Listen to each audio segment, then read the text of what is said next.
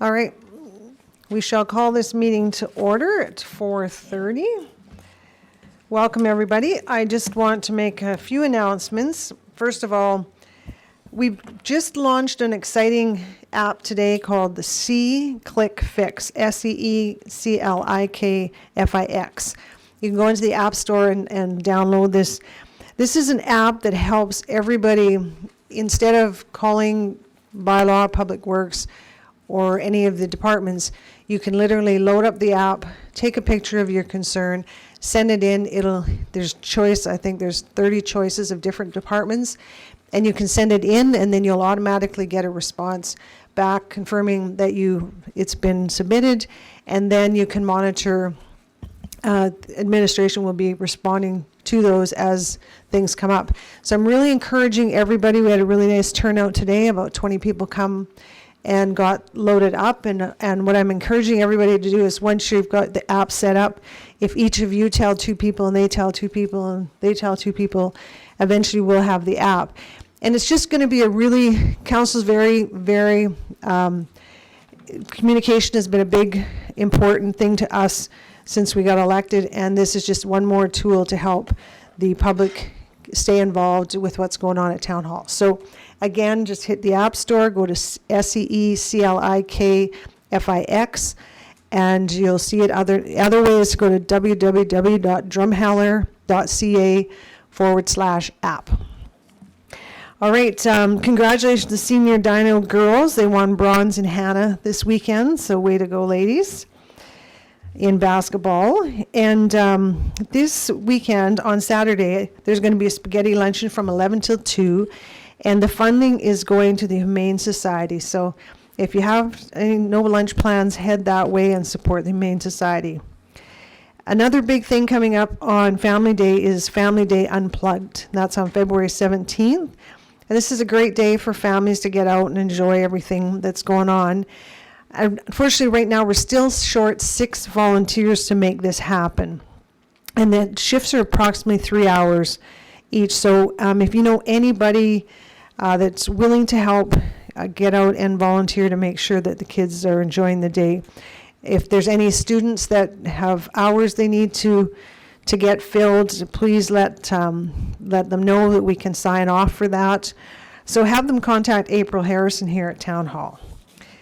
And I just want to make a recognition that it is Heart and Stroke Awareness Month in February. And so let's just take note of all the wonderful things that people that are involved are trying to find a cure and help heart and stroke. I personally had lose 2 family members to both these, so it's pretty near and dear to my heart. So let's just try and make awareness for everybody that let's look after ourselves and donate to those causes if you can. All right, so could I get a motion or any additions or deletions to the agenda? No, so can I get a motion to adopt the agenda? Lisa, seconder, Christine, all in favor? Carried. All right, we will move right into the CAO's report. Thank you, Your Worship. So first up is a municipal challenges worksheet. So the town of Drumheller is one of the founding members of the Red Deer River Municipal Users Group. So it's a selection of municipalities that basically go right from the headwaters west of Red Deer down to into the special areas. And this group is trying to, I think, look forward or look into the future about what we want to see and what we do see are some of the issues that are plaguing us with respect to the Red Deer River. And so on the attachment is basically a sheet that they're asking us to rate our challenges by number. And so, one of the things I think we would say is that it's obvious that flooding is an issue for us. However, one of the, with climate change adaptation, one of the bigger ones is actually drought, and how do we handle drought in our community and drinking water, because if there's not enough water in the Red Deer River, there's not enough water that actually gets collected into our raw water reservoirs that we treat to actually pump to all of our residents in the community. So it's not just as simple as thinking about sort of the flooding part. So I'm not sure if we want to discuss these here or if you want to take them away and we can bring them back at a later date. But I think the municipal user group would like to actually have us send something to them before the end of the month. So I'm not sure if Councillor Garbett has any further information or detail on it. Thanks, Daryl. Actually, while you were talking, I was downloading the app and trying to tell this thing I'm not a robot. I agree. I think really what Red Deer River Municipal Users Group is looking for is some focus. I think you can't be about 12 things and coming around with some consensus after we did this exercise as a group. It was clear there was no consensus. I mean, we have a number of members in this group who, while certainly get their water from the Red Deer River, are not river valley communities. And so flooding is the furthest thing from their minds. So, I don't know that it would take us a tremendous amount of time to go through these and rate them. My only question, and I didn't get a chance to ask it before, is, aside from rating flooding, drought, and climate change, if we rated those 1, 2, and 3, can we rate everything else 10? Because after that, does it really matter to the group if we rate water quality at a 5 and water management at a 6 and water security as a 4? Does that really matter? Or are they really looking for our top few? And I didn't come away from the meeting with a clear understanding of that. Did you, Daryl? No, I didn't, Jay. And so for instance, groundwater loss and contamination, well, for us, that would be very low because we have surface water for the town. However, groundwater, if you had well water in the community, could be an issue. It's depending on whether or not we're rating it from the municipal level or from an individual's perspective. So I agree. I think that there's a few in here that are pretty easy to do top 5, top 6, but then some of them are right.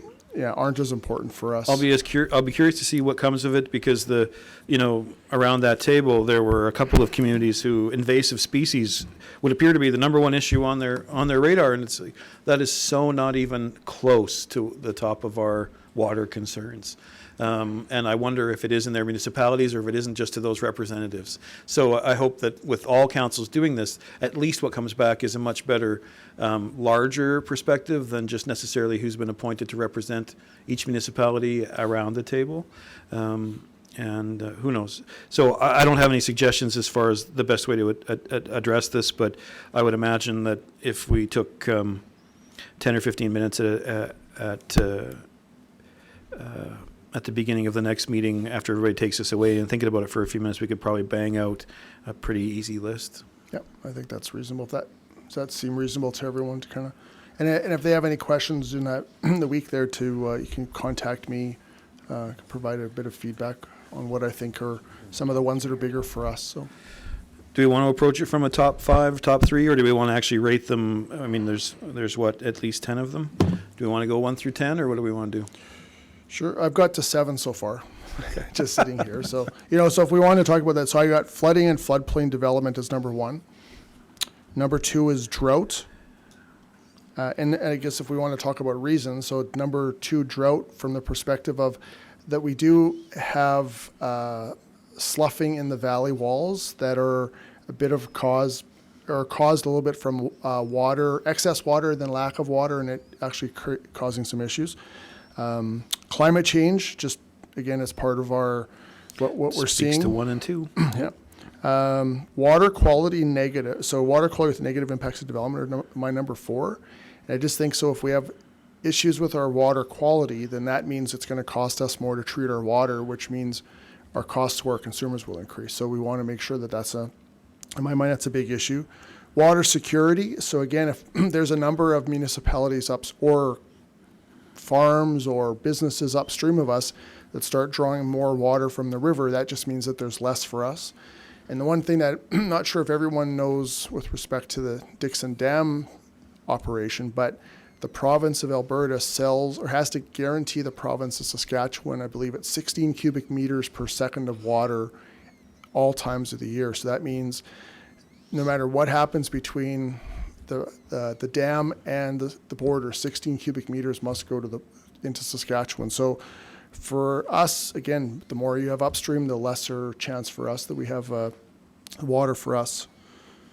That was number five. Number six was watershed degradation. So again, more impacts upstream, more development upstream means a bigger challenge for us in terms of quality water that we're receiving for raw water.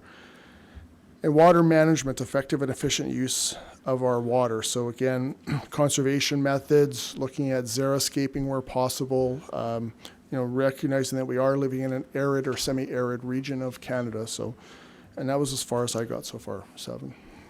What was 2 again? 2 was drought, Fred. Again, these are mine. I'm not saying these are ours. I think just that was a suggestion.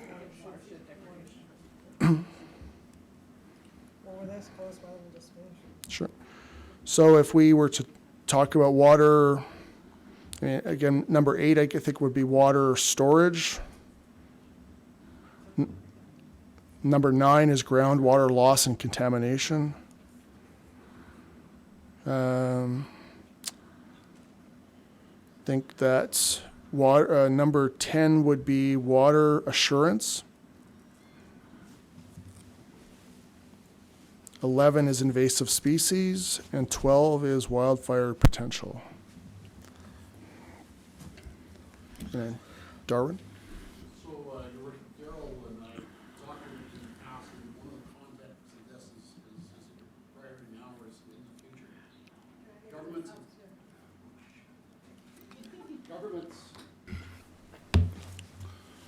in the watershed for watershed protection has invested about 350-400 million in making the Central Alberta wastewater system. And that concentrates all the loading at Red Deer, and there's expansion plans from Sundre to Pinoka for that.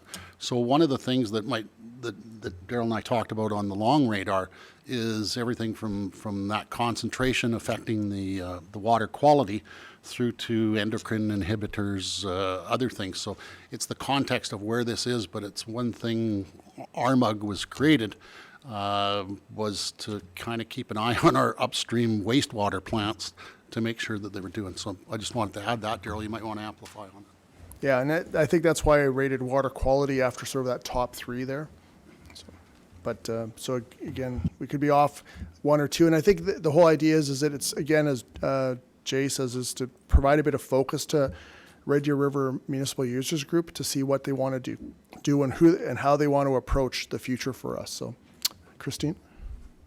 The only question I really like your list is, should water security and water management be closer together? That was number 5 and number 7, because I would think that those would be essentially the same thing, or am I mistaken? Well, water security is about making sure that you can control as much water as you can. So, whereas water management is trying to be able to be as effective as you can. So, again, several years ago, the town provided water conservation rebates to help people change out their 5-gallon toilets to 1.6-gallon toilets. So that would be a water management question. So again, if again, that could be higher up if we had not done as much work on that in the past. So, Fred? Down on the bottom, or maybe Jay, you can tell me, down on the bottom it says sub-basin, Red Deer, Bowl, Oldman, and it says tensions. What do they mean by tensions? I have no earthly idea. Nor do I.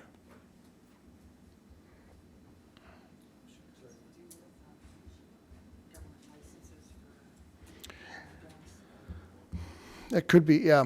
It could be oil and gas licenses. Just again, one of the things that has been talked about was with fracking, you need an awful lot of water. And so the companies are looking at drilling, they're looking at gravel pits where there's water, existing water supplies and stuff. But they're also looking at licenses to withdraw water from the Red Deer River itself. So again, that could be considered a tension in that. It's certainly an issue in the area. Lisa? I don't disagree. That's why, personally, I feel water assurance when it comes to Crown Reservation and user licenses and priorities should be closer to that 5 where you have water security, considering the nature of the beast. Yep, no, that's a good point.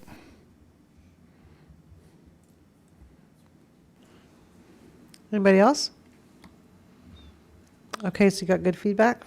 Yes. Anybody else want to add anything? Okay, we'll let Daryl finish it. Okay, perfect.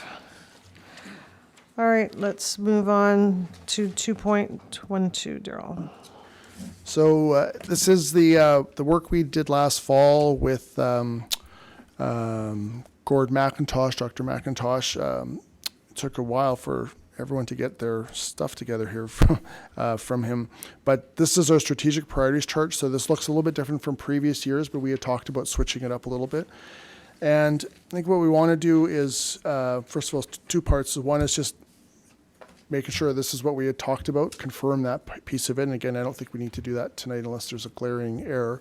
And then two, is just take a look again for this week, whether or not the dates, obviously some of these dates have moved, some of them things have been completed or are in the process. So it's just a matter of putting our timelines around here for the next quarter and next, for the short-term ones, and next 6 months for the medium-term ones. So not sure if there's any comments right now or if you just want to take it away. Jake, go ahead. Thank you. Just the only thing under advocacy partnerships, it was so long ago, I don't remember this being a top priority. The Social Housing Action Plan Federal, if it matters, the word should be affordable housing at the top, because the federal government doesn't do social housing anymore, just affordable housing projects.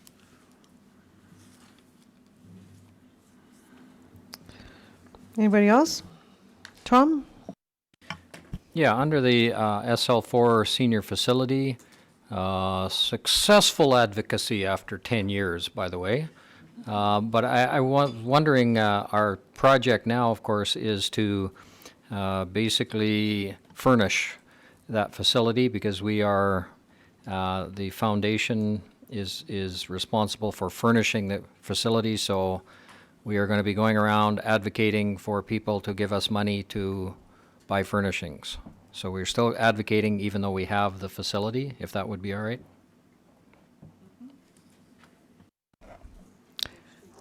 Anybody else? So just curious then, so like these dates, April and stuff, are you going to nail down which agenda they're going to go on so we can monitor it? Okay. All right. Any other questions on that? Okay, let's move on to Darren.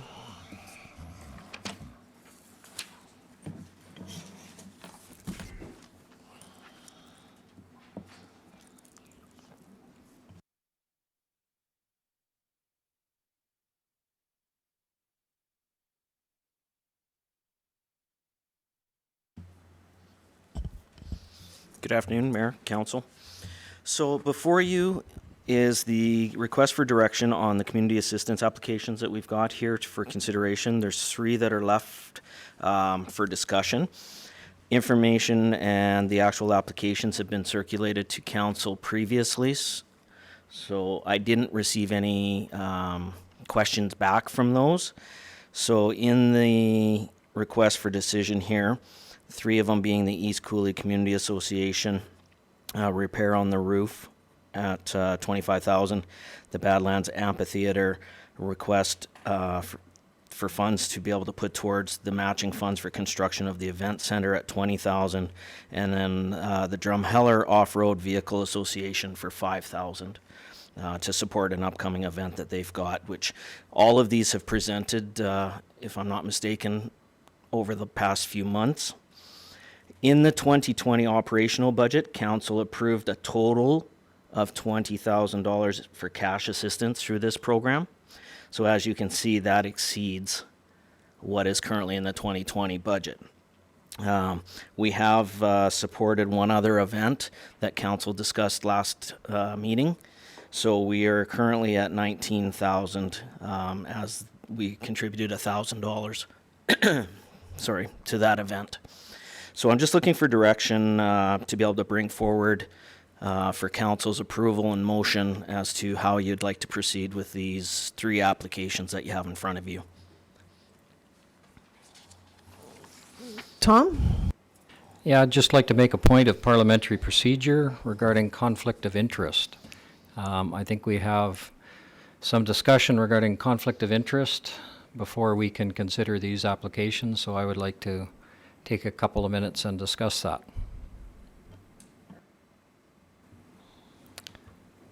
Go ahead, Fred, sorry. I would ask to be excused from the discussion for the Badlands AMP. I have, my foundation is tied pretty tightly with that, so. Anybody else? Lisa? So I work for an organization that does the insurance for the Canadian Badlands. That being said, I don't know what avenue you would like me to take. I definitely can step back. Daryl? Yeah, I think that would be fine. Like, you're just a supplier to them. No different than if we were being that specific, then that would mean that we would have to step back as the town. So, Okay, perfect, thank you. Tom? Yeah, I guess what we're looking at here is, and I've mentioned this before, as counselors, we are involved in many organizations and associations, and that's one of the reasons I think why we're on council. So, for example, East Cooley Community Association, I'm a card-carrying member. So is the mayor.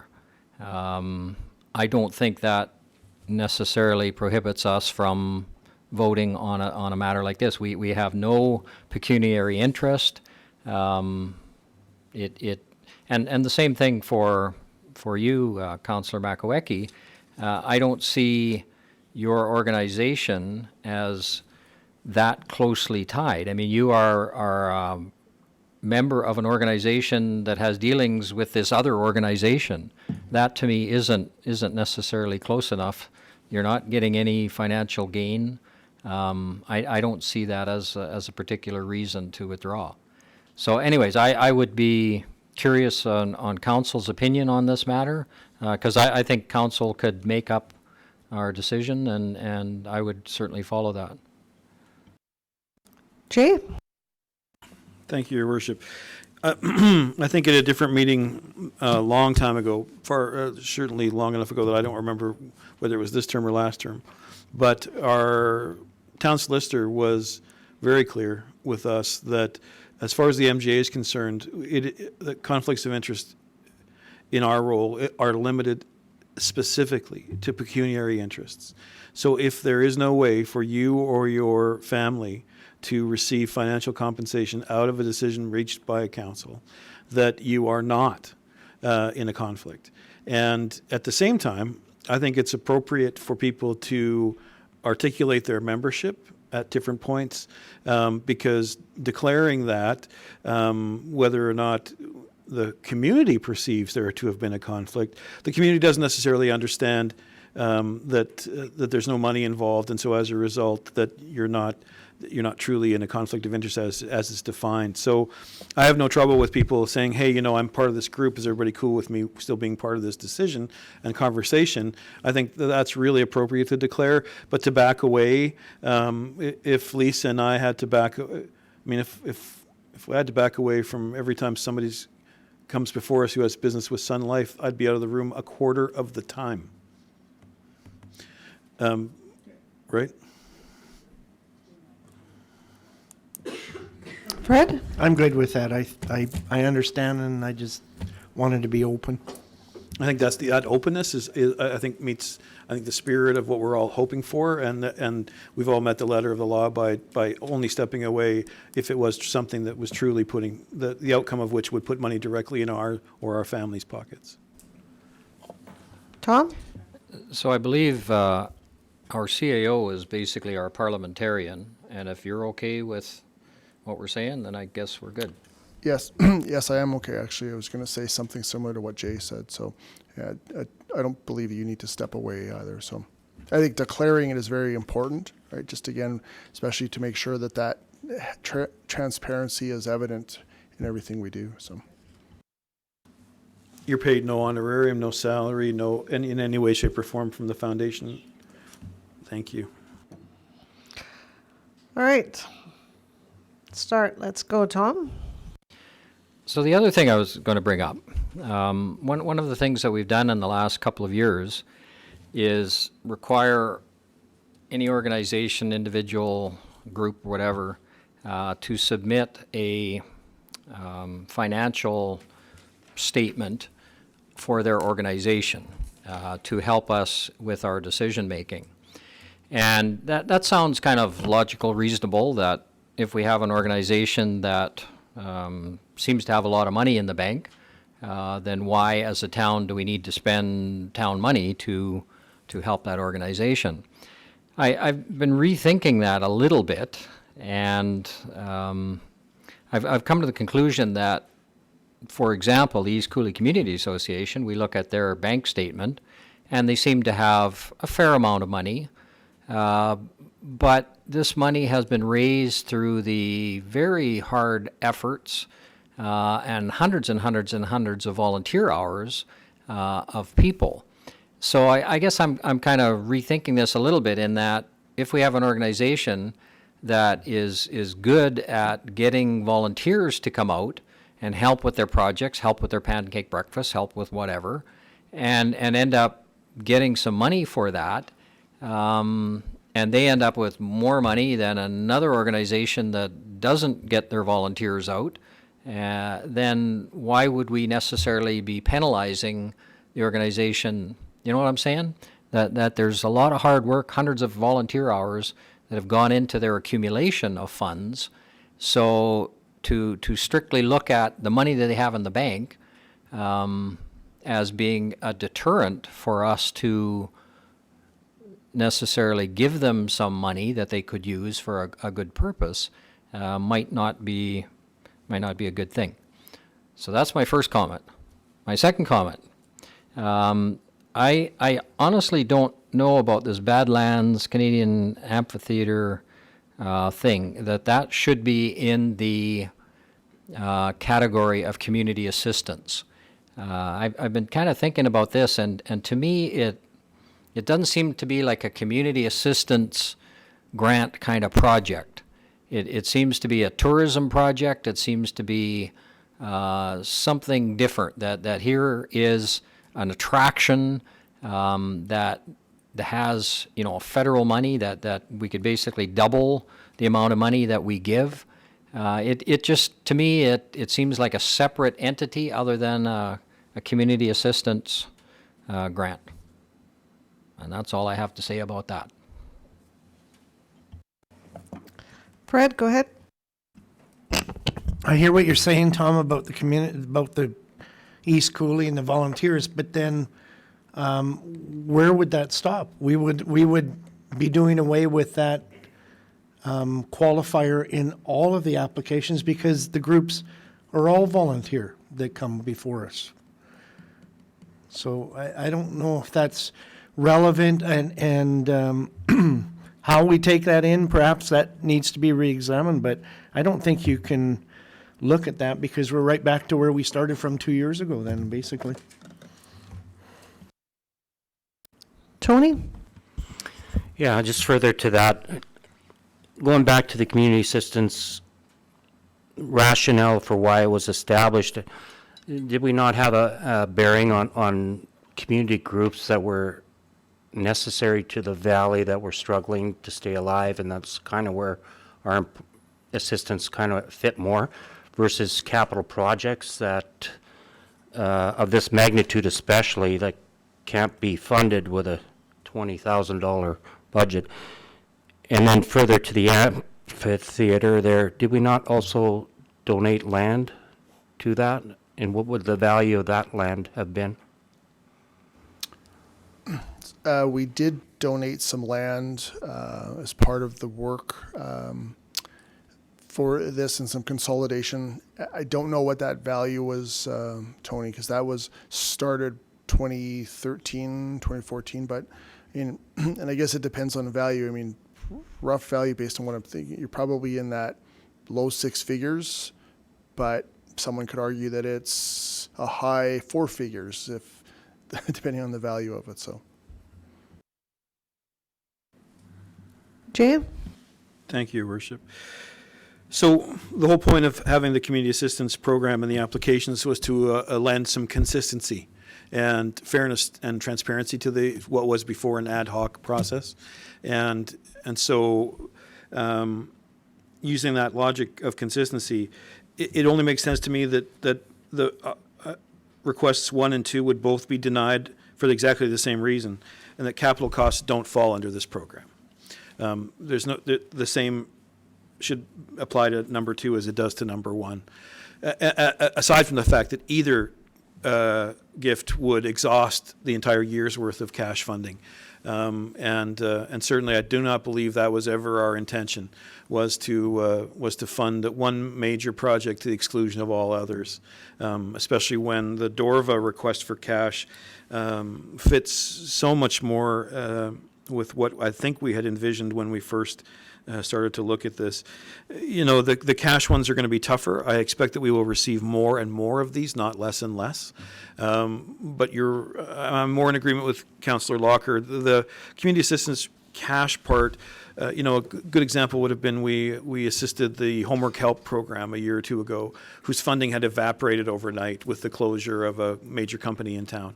And we said, yep, this year, but don't ask again. It's transitional funding to help you get past a crisis. The same was true with some cash in support a few years ago of the Badlands Art Gallery.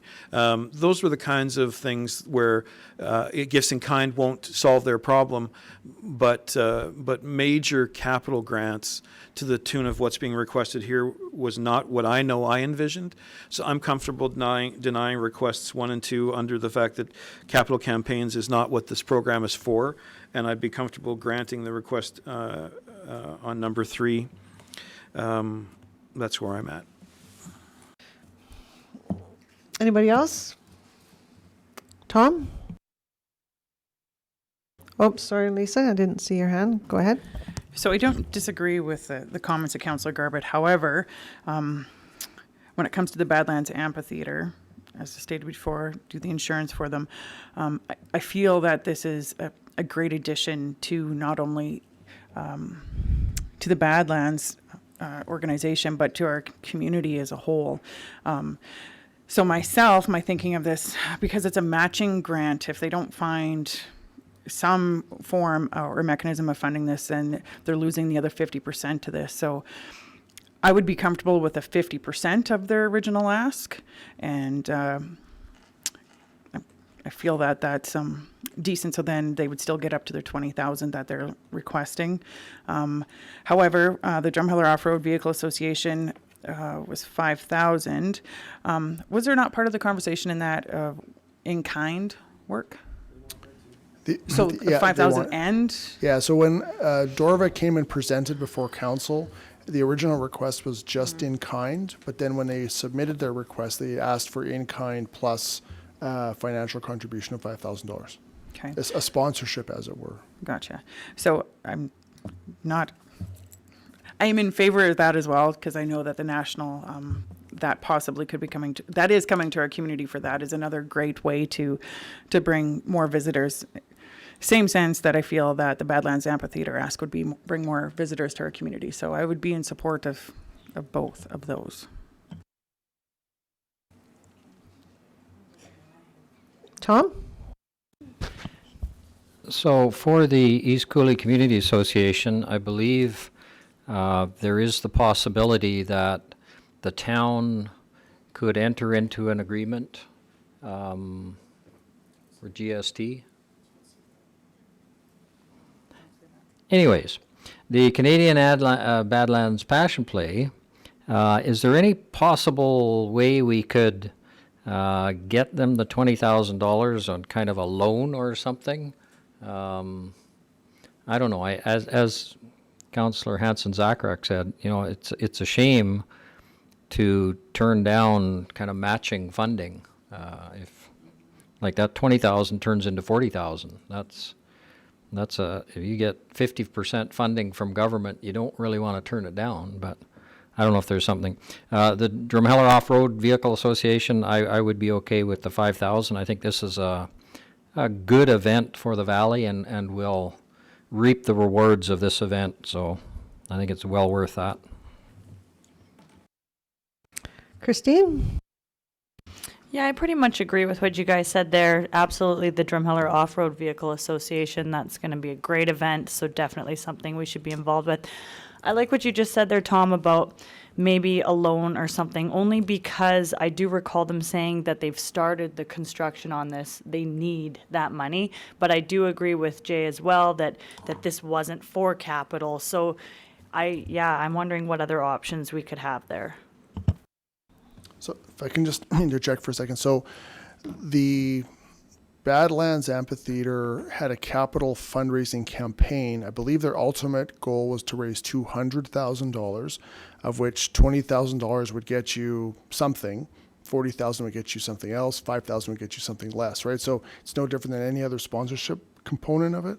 So, but ultimately they're looking for 200. I'm not sure where they are right now with respect to their fundraising, but their $200,000 federal grant was contingent upon them raising $200,000 of their own funding. So, Go ahead, Christine. And have they in fact started construction on the building already? yes, they started construction on the foundation in December, I think it was. And do we have any indication as to when they have to have that 200 saying, here's our match, we're good to go? I do not know that for sure. Okay, thanks. Fred? Daryl, is there anything, I know we were talking about land and swapping and all kinds of creative things. Is there any way that we can work something out in that and use that as leverage as against, instead of a cash amount, that amount against the match? Well, we've given them all the land that they want, well, save for the actual ski hill. And I think council's been pretty clear about not wanting to give that to them, to that group. But as far as other land that they would need to do this work, it's been gifted to them by previous council, I think, again, several years ago. Jay, did I see your hand up? If I can, just to go back briefly, I mean, I don't want the listening public to. An organization's balance sheet is just one of many concerns, one of many factors in considering their application. It's certainly not the beginning, middle, and end, but it does help us understand the relative health of an organization and their ability to carry on if we don't fund and that sort of thing. So I always like to caution my peers whenever we start using language that makes it sound like, if not for us, then something's doomed. I disagree entirely. I don't believe that it's appropriate for that level of pressure to be over this program or any part of it. And so I'm reluctant to feel as though that we've got to somehow ride in as the cavalry to rescue something, because if it doesn't happen, then it all falls and it's because of us. That would be a real overstatement of our role and importance in these things. But also, I think everybody needs to keep really close here. We have no money to fund this additionally. We just went through that. There's $1,000 that's been spent already, and it looks like this another $2,500 is actually being allocated to the Student Leadership Conference. So out of the $20,000, if we agree with Dorva, we're actually talking about there being $11,500 left. I would be uncomfortable with allocating 10,000 of that even to one group. It leaves us penniless for the remainder of 2020 to address any requests. Despite the beauty of everyone's logic, I haven't changed my mind. I'm not in favor of one or two, only in three. Tony? I'll repeat that as well, and I'm in agreement with Jay here. They are capital costs, either way you slice them, so 1 and 2 are together. Don't get me wrong, they're all great asks, and they're all much needed. But going back to the spirit of the Community Assistance Program, the limited funds that we have allocated to it, there isn't enough to fund it all without leaving us penniless for the rest of the year, which there could be some very worthwhile asks in it. I'd like to to also remind that the land transfer that did help, so I mean, we did assist to some degree. And with the Off-Road Association, 5 isn't a whole bunch, but 5 is a lot out of a $20,000 and less budget. Being that we are going to commit in kind or in cash, but it shouldn't be both. That's my position. Christine? Definitely, after hearing those, I agree. If we're no to capital grants, we're no to capital grants. So I agree with Councillor Garbett and Councillor Locker. Anybody else? Darren? Just for clarification on the Alberta Student Leadership Conference, because that request was under the $5,000, it fell on administration and CAO to make that final decision. So the $1,000 that I've referenced in here is the commitment that we have given to the Alberta Student Leadership Program based on the fact that it was a 3-day conference and only 1 day was being held in Drumheller here. So it is 14,000 after, if we grant the 5,000 to Dorva, there's 14 left. That's correct. Thank you. And I just had a question for Councillor Locker. You had said for Dorva, either or, so either cash or in kind. Now they're asking for both. So Well, I understood they had an in-kind request. they had in-kind requests, so it'd be things like grading the road, supplying a few porta potties or the like, but basically kind of doing a bit of maintenance in preparation for the event. Which in our case, which Okay. is covered within our in-kind support, and we are There already. is a value to that. Yeah, there is, Yeah. yeah. So it probably pushes that value up around the $8,000, $9,000 mark. With this 5, including this 5. If you included the $5,000 cash, there's about 3,000 to 4,000 in-kind support, depending on how far they go with the request. Yeah, so half of that, I'd be okay with that. If we're at 8, Okay. we're doing 4, kind of, but we shouldn't be doing this 5 Plus in-kind. plus 3 for a total of 8. Okay, so you're suggesting, so I think if you're suggesting to the council that you would be supportive of an in-kind support plus the remainder in cash, up to a total of about 5. Is that what you're saying? Yeah, Okay. Oh, or 8, actually, to 8. To 8. sorry, yeah, to 8, yeah. Anybody else? Lisa? So I just want clarification on one thing. So, Daryl, if I heard you correctly, when it came to number 2, I hear it at the table being referred to as a capital sponsor. However, it's a sponsorship. So if we chose to sponsor the Badlands Amphitheater, my understanding is we would get a plaque or some recognition in that venue. So that's a sponsorship to me. That's not a capital cost. It's no different in some respects than the request number 3 for Dorva, which is $5,000. However, the Dorva one is going for an event or a specific event, whereas the Badlands Amp is going towards their capital contribution. So a very specific request, like the actual sheet that we received was, please contribute to our capital works contribution project or something to that effect. So it was absolutely earmarked towards a capital project. Not that we haven't beaten this to death, but Your Worship, I'd like to make a motion to go in camera. I get a motion. Christine, second. Jay. I made the motion. Oh, sorry, Jay. Second, Christine.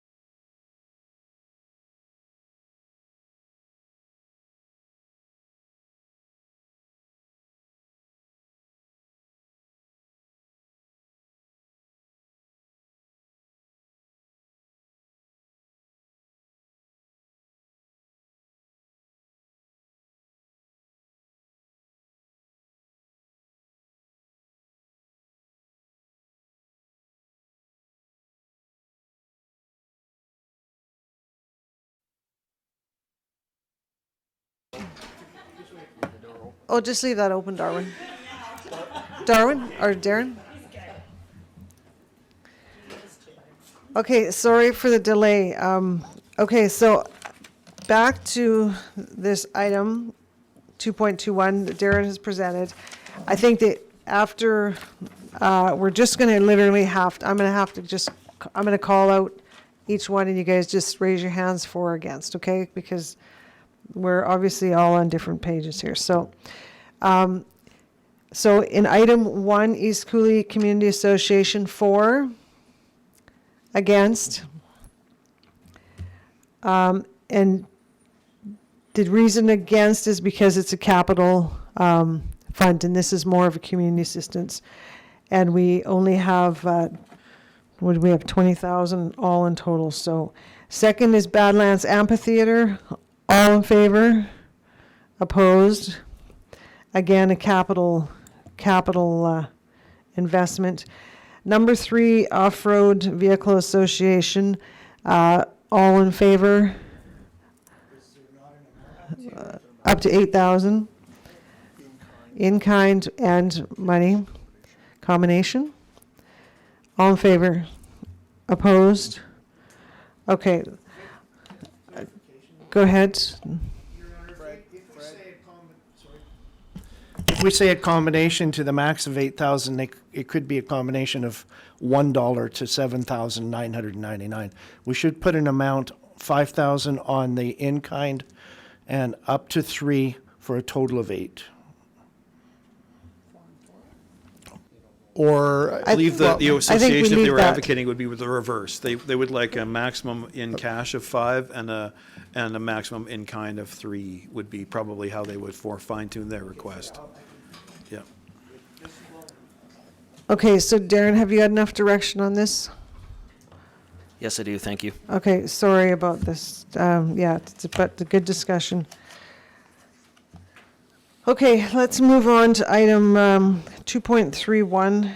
Forgive me, Your Worship. Actually- It might be important to add to the record that that we are directing administration to follow up with for an update on the capital campaign of the Canadian Badlands Passion Play. Good one, yes, thank you. Okay, 2.31, April.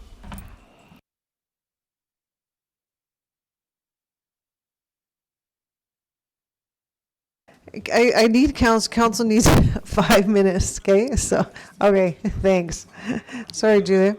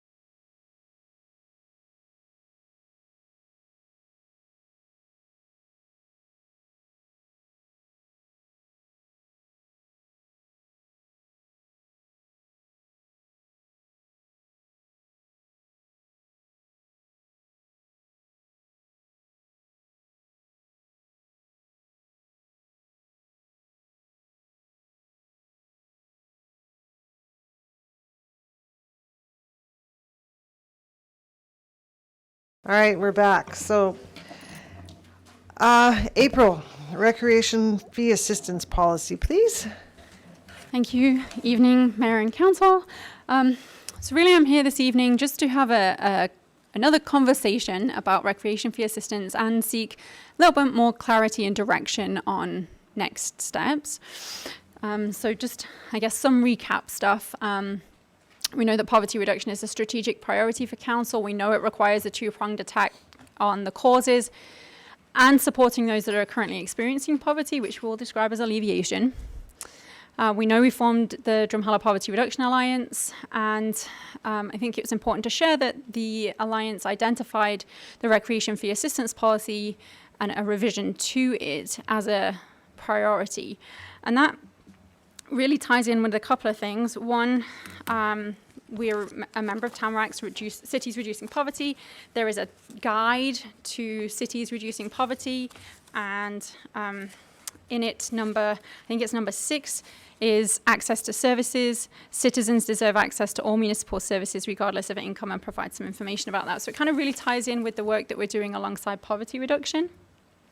We talked a little bit about why we would revise the current system. So currently, it's a 50% discount if you're eligible, which for some is still unaffordable and doesn't meet the needs of those people.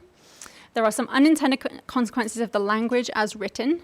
For example, it doesn't consider household makeup.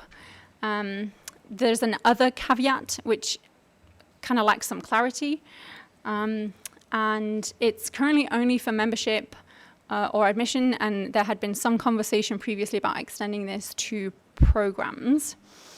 And we talked also about there are a number of programs that the town has that there is an income threshold for accessing, and they don't line up at the moment.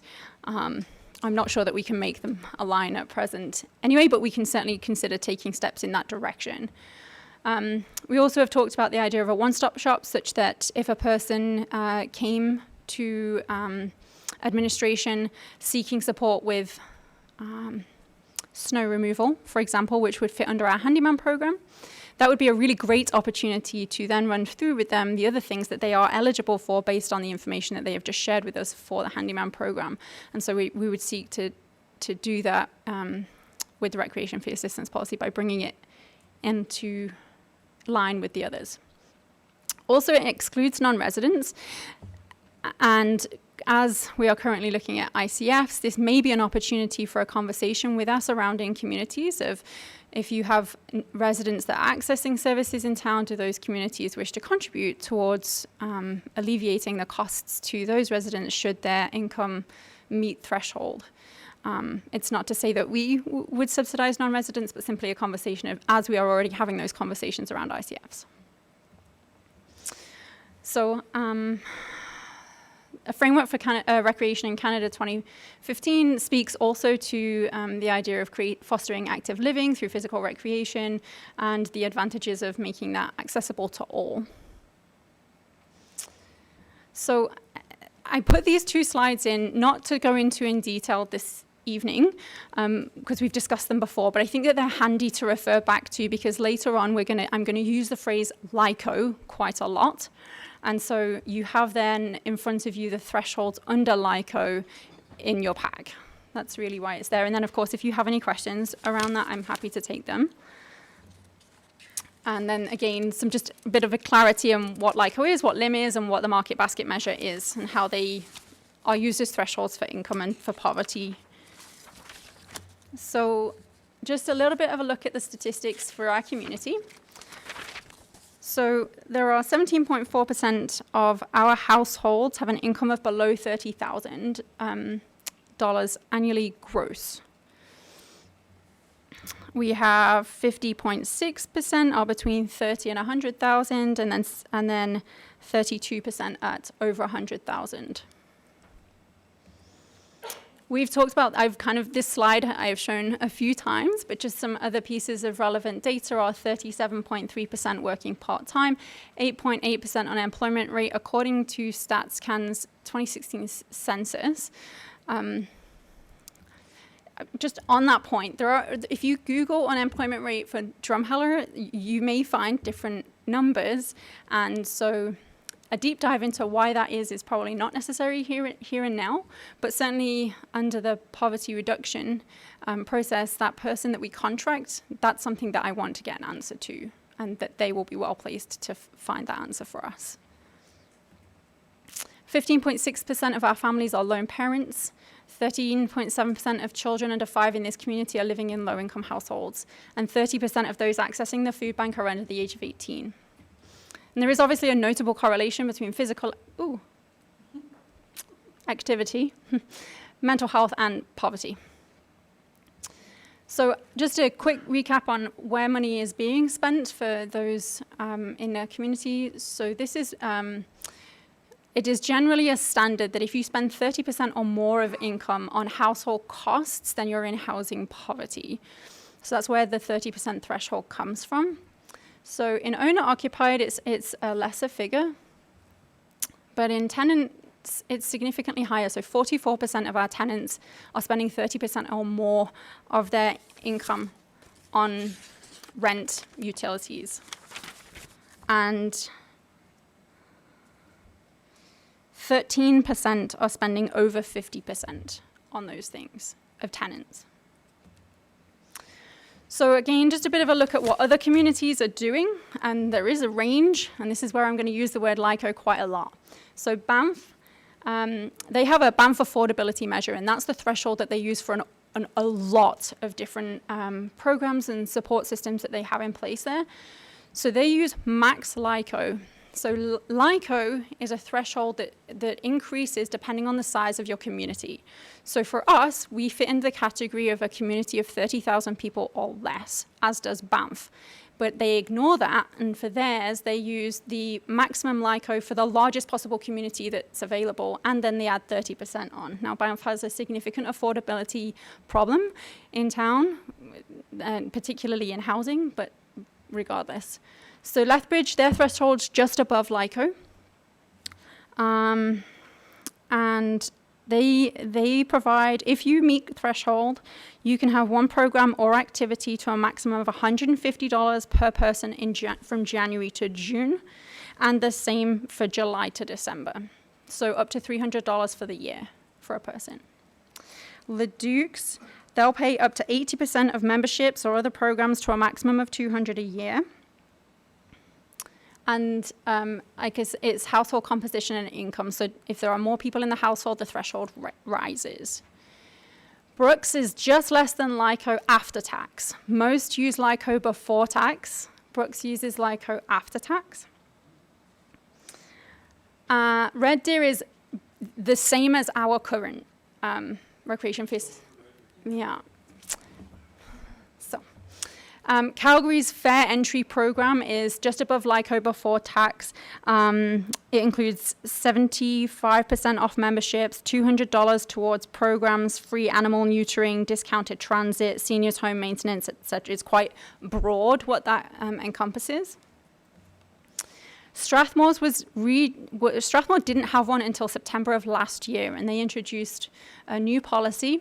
It's quite a chart, and it's based on household composition and income, and ranges from a 75% discount to a 10% discount. It includes things like memberships, swimming, the rink, sports centers, and they're planning to extend it to other things like programming moving forward, but they're trialing this system for this year. Okay, so here are the programs that we currently have under the Town of Drumheller, aside from recreation fee assistance, that there is a threshold in order to access.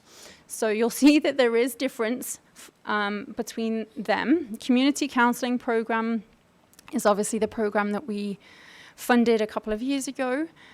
So for a single person, the threshold is $30,000. And for a family, regardless of how many people are in that family or whether it's just a couple, it's $45,000 for a 100% discount. So no charge for counseling.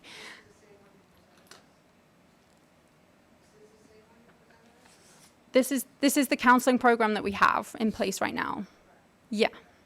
And to date, 100% of those accessing the community counseling program have fallen into Band A. So no one has had an income of more than, as an individual, 30,000, or as a couple or family, 45,000. They've all fallen into A. The Handyman program values are determined by Alberta Seniors Benefit levels. That program is open to people aged 55 plus and those with disabilities. And the way it's broken down is the rate is $20.50 an hour, and we pay $5.75 of it. So that's where you get that kind of a bit of an odd. We pay 28% of it if they're eligible. And then we have the income tax program. Now, these thresholds are determined by the province. This is the same across the province for anyone that's accessing the income tax programs. So for a single person, it's up to 35,000, for a couple up to 45,000. And then for every extra person in the household, they add $2,500 on to make threshold. So they're the ones that we currently have. So I put together an example for consideration and discussion that's based a little bit on Strathmore's in the sense of it's broken down into household makeup and varying levels of percentage discount.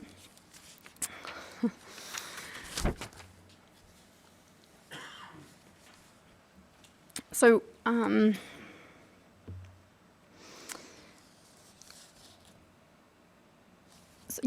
so this is based on, LICO for 2019, which you have on the other page, for one person is 20,696. So what I tried to capture in this was, where does LICO sit for households, because LICO is based on the makeup of a house, and where does the minimum wage sit? So if I'm on $15 an hour doing 40 hours a week, where does that put me? And where do we see that a threshold relating to that? Where should that sit?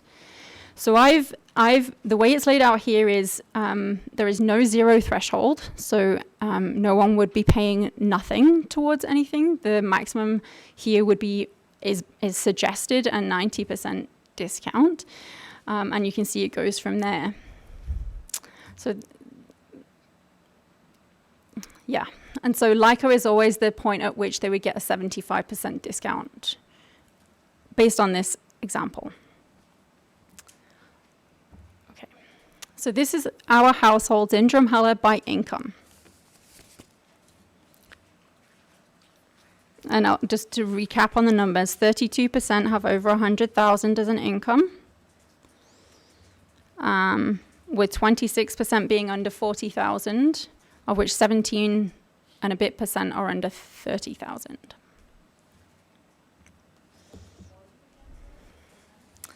Okay, so I have to go back. So we have 17.4% of our households have an income of less than $30,000 gross. 50.6% have between 30 and 100,000, and 32% have over 100,000. It's on page 8. There's the chart.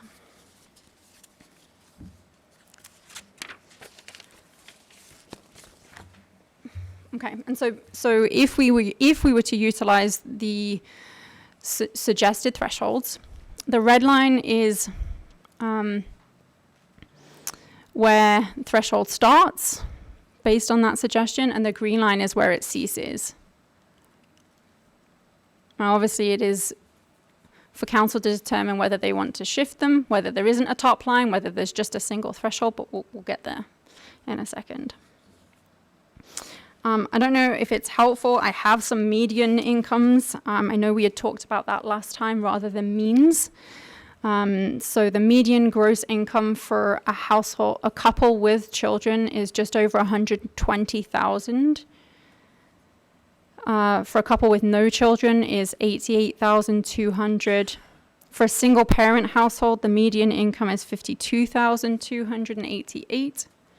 And for a single person, the mean is 36,685 in this community. So, again, disadvantages of changing the system that currently exists are meaningful change can come with criticism. There is a chance that some people paying full currently may be eligible to pay less. I'm not able to answer the question of how many. All I can do is show what our income breakdown is right now. We don't ask income thresholds of registrants or members. Administration may be a little bit more involved, because it's particularly if we have multitude of thresholds, but it will also avoid duplication if one department is responsible for overseeing all of the programs that have an income threshold. It will also mean that a person doesn't go to one place and have to provide income information here and then go to another place that's still under the town of Drumheller and also provide their income information in this place. Benefits. So I'll address the issues that we previously have mentioned. It does aim to ensure that all residents and eligible non-residents, if that's the ICF route that we go down, have access to recreation facilities and programs regardless of circumstances. So it's so that the BCF, the Aquaplex, etc., are a third space for all and not some. Supports physical and mental health of our residents, meets them where they are, make sure that they're a place where community happens for everyone. And if we decided to go that route, or if there was a conversation and a consensus with surrounding communities, it would also ensure that non-residents are included. So the areas that we're seeking direction are really making sure that council is actually in favour of a revision, questioning whether council is in support of thresholds increasing based on household composition, or is the preference towards a straight threshold regardless of household income? And does council wish to extend assistance to registered programs? And that can be done in one of two ways that I'm aware of. One is as a percentage off, and the second is a dollar amount. So to think about that a little bit, if we decided to go with programs that you would get a percentage off in the same way as you do for memberships, for example, we would need a system to determine or assess when cost recovery is met for registered programs. And so then council would need to decide whether the direction is that we don't run programs with insufficient registrants or fees paid to meet cost recovery, or we accept a loss in revenue if such a thing occurs and run the program regardless, or does council determine to transfer funds to meet any shortfalls should they occur? Or if we were to go with a dollar amount being allocated, then one option is that funds are credited to recipients on ActiveNet, X amount a year on a first come, first served basis.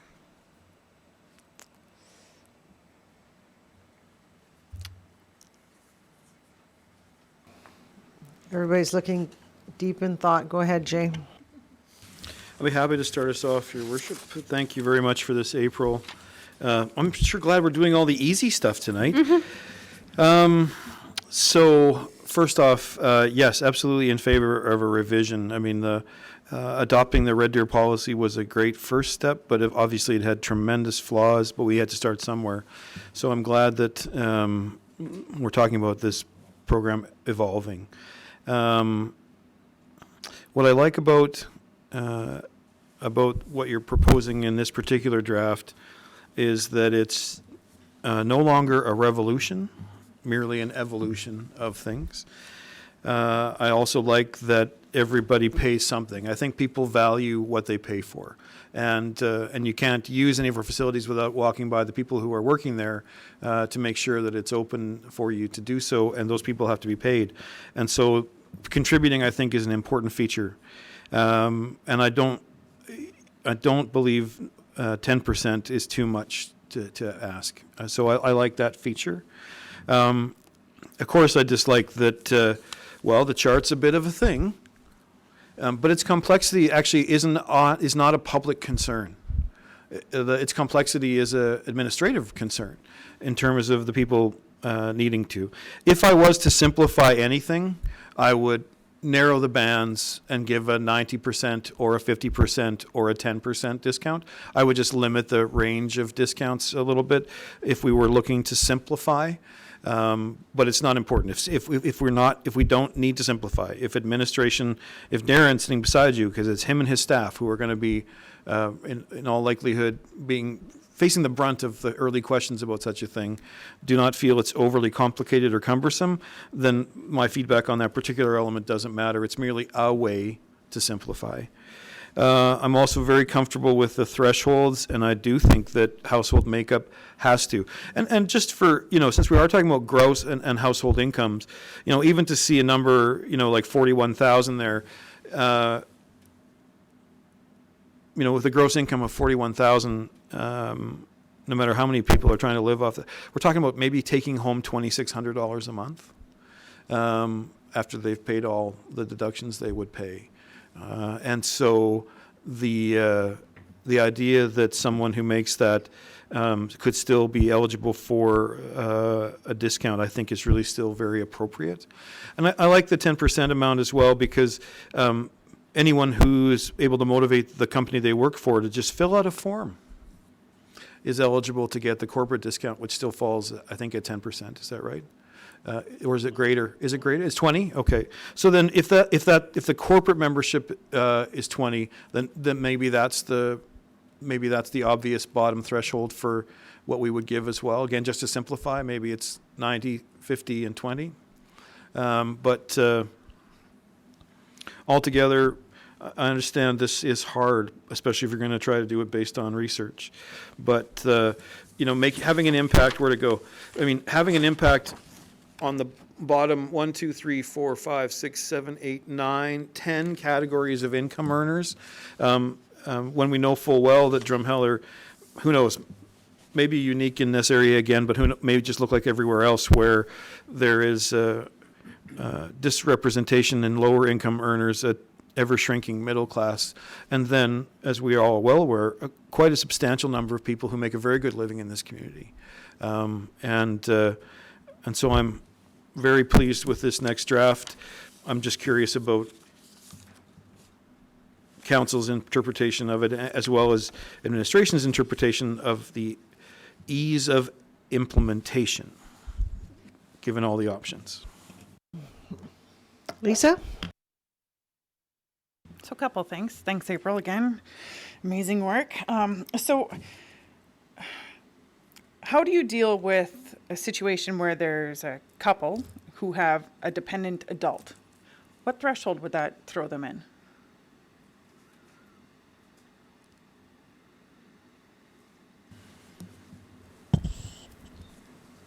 In all categories, there would be a couple with we would be, with a dependent adult, it would be the same consideration, right? Well, not necessarily, because I think if you're, say, as an ACE recipient living Oh, I with see their what you're saying, parents, yeah. right? So there's another level or threshold of income coming in. So I'm just curious as to where that perhaps might fall.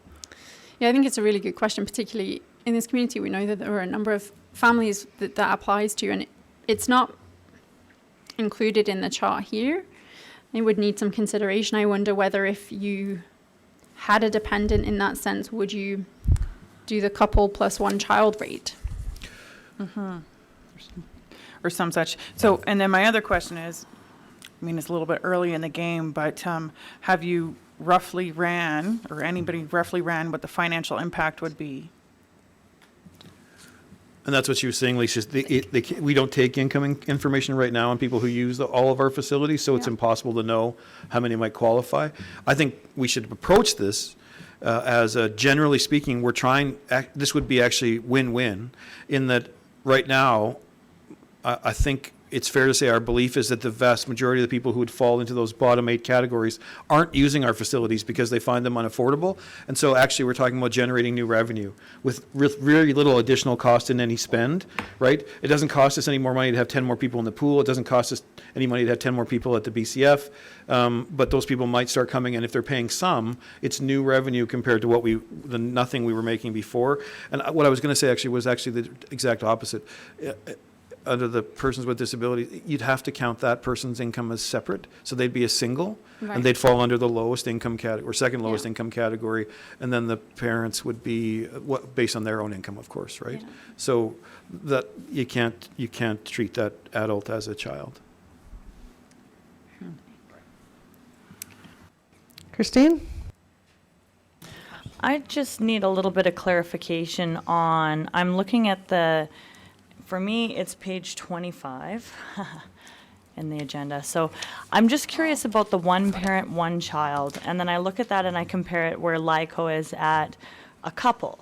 I would feel, and maybe I'm off, but is not the single parent the most struggling person that we need to be helping? So the LICO that you have in your pack is for a couple with 2 children. Okay. But LICO is broken down. It's available that you can access LICO for 1 person, 2 people, 3 people, 4 people, 5 people. So LICO for 2 people, it doesn't matter what age they are. And this is one of the flaws of LICO. Okay. LICO for 2 people is that 25,764 as of 2019. So that is the LICO for 2 people. For 2 people. And there's no way to differentiate between adult and child in LICO. Right, because It's wouldn't an instrument. a single parent be more at risk because they're feeding 2 mouths and possibly only 1 income? I'm confused why, I'm looking at single parent with a child, and I'm seeing a bigger need in that other area on the right there myself. I would disagree with you that the need may be greater, but obviously LICO for a single person is a lower rate. So that if they were earning over 20,000, they would jump into the next threshold down and be paying more, whereas a single parent would still sit in the 75% off threshold. So it is, I don't know if I'm answering your question, but certainly they would have to earn more and still be in a higher discounted threshold than a single person would. So it is kind of reflected there. I'm sorry, I'm having a hard time wrapping my head around that. So I think if I can interject with one comment. So if you look at the 1 parent, 1 child, and it says, so look at the 90% discount. So a 90% discount would be 20,000 or less. So if you made $19,900 a year as a parent, you would get a 90% off rate. However, if you were a couple making $19,900, you would now be in the second category, which is because you're above $17,501. So there is a difference. The trouble is that, and I know this because I looked at it, I actually had the same problem first. That 25,764 happens to be in the second line of both categories, but don't look at that line. Look at the other number in that one. There's a $3,000 or $2,500 difference between a couple and 1 parent, 1 child, and the 1 parent, 1 child has a higher threshold. Okay, I do understand that, but when I'm comparing now to the single, and we have $15,000 or less, or $20,000, I would, my gut instinct says that 1 parent, 1 child should be the 15, and the single should be the 20, only because that's a dependent. So they would need to be making more because they're feeding another mouth that's not making any money, right? No, it's the same thing, right? So again, $19,900 as a single, I'm in category number 2, which is a 75% discount. $19,900 as a parent with a child, I'm in the category 1, which is a 90% discount. So I am getting a better discount than I am as a single.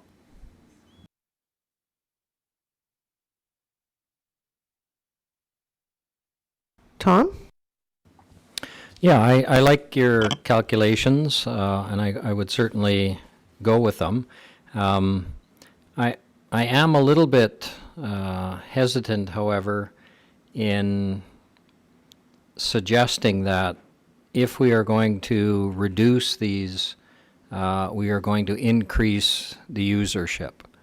I look at these very low income households, and I'm thinking they're not interested. If it's a 50% reduction or an 80% reduction, they don't have money to go to this. That's my gut feeling. I don't know, and maybe I'm wrong. Maybe if it is an 80% reduction and they can, find it in their their budget to do that. But I don't know. I'm just a little hesitant in that. My second thing would be, are we also looking at program, like reductions in program fees, and increasing programs for lower income? Is that going to be, is that part of the package, or did I miss that? Yeah, so so if I could address point 1 first, I think that introducing a policy like this would go a long way to increasing the ability for those on low income to participate. Do I think we'd get everyone? Probably not, but I do think we would see an increase. And I think that that's potentially evidenced by the fact that with the current policy as is, people will get the 50% and then they'll come or historically have come to the family fund to make up some of the difference. And in doing so, have then been able to attend. So hopefully that addresses point 1. And then for 2, yeah, it's a question that we're seeking clarity on. So the question is, does council want to see this policy extended to registered programs? If so, then the question is, in what way? Is it that the percentage off stands for not just memberships, but also you get a percentage off of registered programs, which is quite a more complex way of doing it? The alternative, which is less complex, is if a dollar amount is assigned to that member to then use off of a registered program of their choice, whether that would be Camp BCF or something like that, right? So there are a number of registered programs at the BCF and the Aquaplex do. The registered programs are based on a cost recovery model. Typically they're sitting around 6 as a minimum. Camp BCF is another one that runs throughout the summer program for children and youth. What we were talking about is the problem that we base the cost recovery model so that we're not added additional burden onto the taxpayers. So with a program of this nature, the question then becomes, if we do give a discount or a dollar figure discount, and the program now falls at the minimum number, but doesn't meet the dollar value that was associated with the cost recovery model, where does that dollar makeup come from? And that's what April has presented here in the fashion of, do we cancel because we didn't meet it? Do we accept a loss, or is there an opportunity to transfer some funds from somewhere else to ensure that that program now demonstrates that it is actually a cost recovery model? Because it's easy for us to look at it right now and think in that context, but then when we get around to November again next year and the budget is a little bit out of alignment because we decided that we were just going to absorb the cost of any of these programs that people are participating in under the Recreation Fee Assistance Program. So we're interested in hearing ideas, absolutely, to be able to offer it in that fashion. It's just from a recreation business model, we're obviously concerned about ensuring that we do our very best to try to create a cost recovery portion of it as well. So my comment to me would be, I don't know, I just feel that very low income might participate in some programs and not necessarily memberships more. So I would like to see some kind of formula there that we could use for programs. Another question I have is, with the proposed youth center, it would have programs, and would these programs be charged? And if so, how would that work, and who would be charged and who wouldn't? And so under the budget that we proposed for the youth centre, there was no cost to being a member of the youth centre and just dropping in an evening. But if, for example, in the summer we were doing programming and there are costs associated that exceed the budget that we have, then a threshold system like this would be applied. And so in order to have that one-stop shop and also have that consistency of thresholds, I would like to see whatever is adopted here apply in those instances too. Yeah.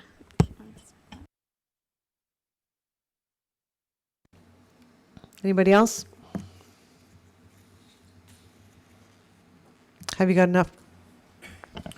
One thing I did forget to mention too is under the membership part, there are programs that are drop-in that people would get as part of their membership. So there's a difference between drop-in programs and the registered program element, so. Lisa? Just my opinion. So I really approve of the thresholds increasing based on the household composition. I like that. However, I feel that there's a real cost to those registered programs. So at this time, I would not be in support of that. However, after you do a pilot of how the uptake is on this, then I'd be interested in hearing it come next term. Tony? I'd just like to add, I like the matrix and the way it's laid out. I think we should try and have it extend to programs as well, if possible. However, the programs, even for unsubsidized, are driven by cost recovery. They'll still be paying to participate in the program. We'll just need more of them in the program. So if your break even is 6, it might be 12, 18 rather than, but at least there's access to the program. But I think we still have to look at a cost recovery on a program that we would cancel if we're well below cost, right? And we do that today, and we should do that tomorrow. But yeah, good work there. Anybody else? Okay, good discussion. Have you got enough direction? No? Okay, well, if I can summarize, I think the bulk of the council's in favor of this. I think from summarizing again is it's cost recovery on the programs. And I think you just have to figure out then who's going to control this, you know, the ins and outs, because there's a lot of ins and outs. And again, do we have the administration and the power to do it? So I think, go ahead, Fred. I would just say something like this needs to be reviewed quarterly or something like that, so that we're modifying this on the fly, because I imagine there's going to be people that fall through the cracks, or people that aren't falling through the cracks that probably should. So I would think that I'd like to see it come back in a progress term, you know, every quarter or something, to let us know where we're at, whether we have to move those goalposts. Yeah, I believe that Darren already includes the RFAP uptake in his quarterly reports, but certainly if once a revision has been approved by council, because obviously we'd need to bring that forward and then it'd be approved, then that data would obviously be included in a quarterly report basis. If I could, Your Worship, just one more thing. I think it's a really positive step forward. I hope that it comes before us again to pass. I hope that council understands that in the bottom thresholds, what this does is it makes a youth membership $6 a month. It makes an adult membership $8 a month. And that's for using both facilities. And so I guess we'll find out from a pilot project of this, if we say that we're going to try this in 2020 and see how it goes. If the uptake is not what we were expecting it to be, then I guess that it's possible that even that is too much to pay. But in terms of the program, this speaks to so many different spokes of the wheel of our Poverty Reduction Alliance. I mean, in terms of social inclusion and healthy lifestyles and everything else. So I'm really glad that council's very amenable to hearing things, and yeah, it's not always straightforward and simple, but that's sometimes good policy comes out at the other end. I'm in favor, as I think Tony mentioned. I mean, if there's a way for us to pilot really subsidizing programming, given the number of things which run versus the number of things which can't run because of a lack of interest, we would have a very quick experience with the remainder of this year and still wouldn't be out thousands and thousands of dollars if we were to offer the same level of subsidy on programming. If it meant that the number of things were running and then the word of mouth was starting to spread, so more people who could pay were also attending the next time it ran and those sorts of things, what I think is very fair to say is that we have yet to find the secret sauce in offering programming that really resonates with the community, because there are still too many things that are being offered that never run for a lack of interest. So if it takes program subsidy to make that change initially, I'm absolutely okay with that as a pilot for 2020, because again, even if it ran with, you know, we got an extra 10 people out every time, and that was that changed the switch as to whether it would run or not. Those programs don't cost $500 a participant, right? To run, they cost $25 a participant to run, or $35 or $40. So we're talking about a few $1,000s in program subsidy over the remainder of the year, in all likelihood, with the exception of Camp BCF. That would be a more serious component, but we have a couple of months to figure that out too, right? Yeah. Some of the programs do come with hard costs because it's due to the material that they have to be supplied. So, yeah, exactly. And so if there's a hard cost for person A, B, C, and D, it doesn't matter if they're on the program. Those costs are going to be, it's a manual, it's a material for them to make whatever it is they're making. So those come with hard costs. And my worry is a little bit if they're falling under the program at a 90% reduction, we're not even going to cover the cost of the material too. So we'll definitely have to look at it and find a way to make it work if that's council's wishes, for sure. The next time it comes back so we can make an informed decision about programming would be worst case scenarios. If everyone who attended got a 90% subsidy and we ran every program that we ran in 2019, would we be out $500, $5,000, or $50,000? Because if it's either the first two, then bring it on, right? If it's the latter, then we of course would have to reconsider. Sure. So I think you guys can probably pull that together before it comes back. Yeah, and there's also two other mechanisms out there for us as well: KidSport and Jumpstart for recreation type programs. So there's an option in that area that can sometimes get utilized if it fits the criteria. And I trust that this program is going to be really well promoted through the youth center and through all the other poverty reduction programs. Yeah, there are a number of nonprofits that have been just waiting for the changes and regularly ask me when it's coming forward. So I know that as soon as it would be passed, there would definitely be the word spreading that it's now available and please apply. So. Okay, well, I think that's everything. And yes, I think you've nailed it. We want to be inclusive. We want everybody to have an opportunity to have a quality of life. So well done.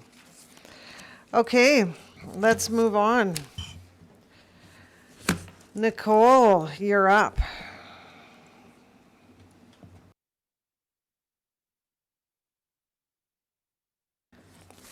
For any of you watching, Nicole is our new human resource person, so we're excited to have her. That was one of council's recommendations, so let's see what you have. No pressure.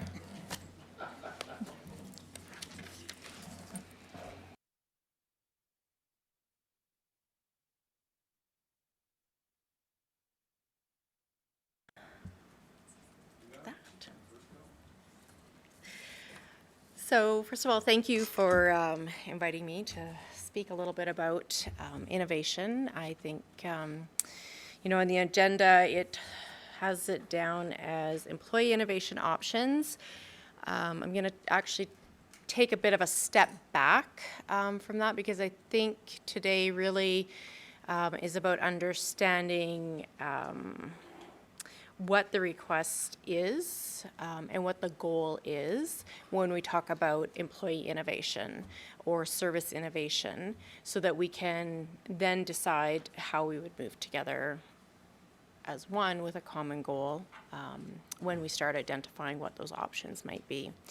So I just pulled together a couple of very high-level slides. I thought I might go through a little bit about what workplace innovation means when I think about it, have a bit of a discussion about whether that aligns with what your thoughts have been over the years. I know this has been an ongoing discussion for a while. and then maybe come out with a little bit of direction as how we want to proceed.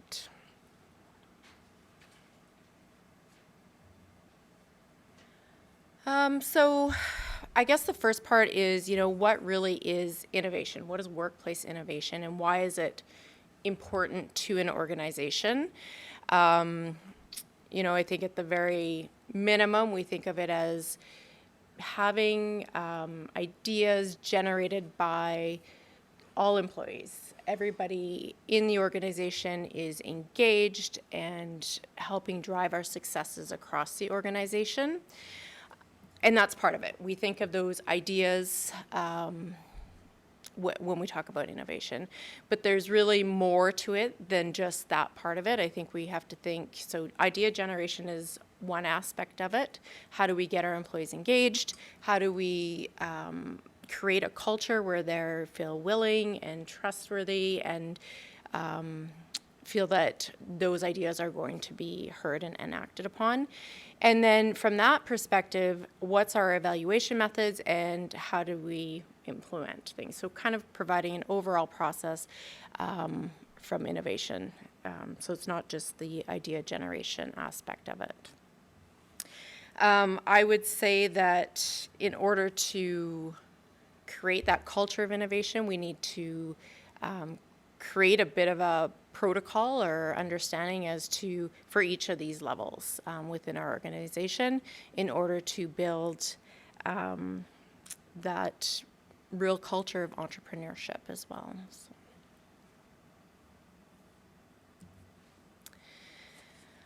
So just a little bit about the benefits of innovation. I don't know that any of this is new to anybody, but the reasons why it is important to organizations, obviously, it makes us more agile to meet our community needs in a more timely manner. So if we have a system in place as to, okay, this is what's going on, these are the resources that we have, these are the ideas, and how we move through that process, it creates agility within the organization. There's also reduced turnover and improved employee engagement. So we know that when employees are engaged in process and working through that process and are seeing the outcome of their work that they're doing, they're more engaged within the organization and less likely to also leave. Improved resource attention. So when I talk about that, I'm talking about our human capital resources, so our employees, because they're hearing great things. They think that we are one of the best employers around. Provides a competitive advantage. So if we're looking at economic development, our process is in place so that we can easily move through different applications. We're known for how quickly we can do things and turn things around. Obviously, there's cost savings that comes along with that, more efficient use of resources, more efficient uses of systems and processes that we do have in place. We break out of that silo system where someone may be using a great program over here, but over here nobody has any idea about it. And we have more cross training that goes on with that. And then we create that proactive mindset, allowing improved industry methods and standards across the organization as well. So instead of always reacting to what's going on within our organization or within the community, we're trying to get ahead of the game and being one of the industry leaders within that as an organization. So.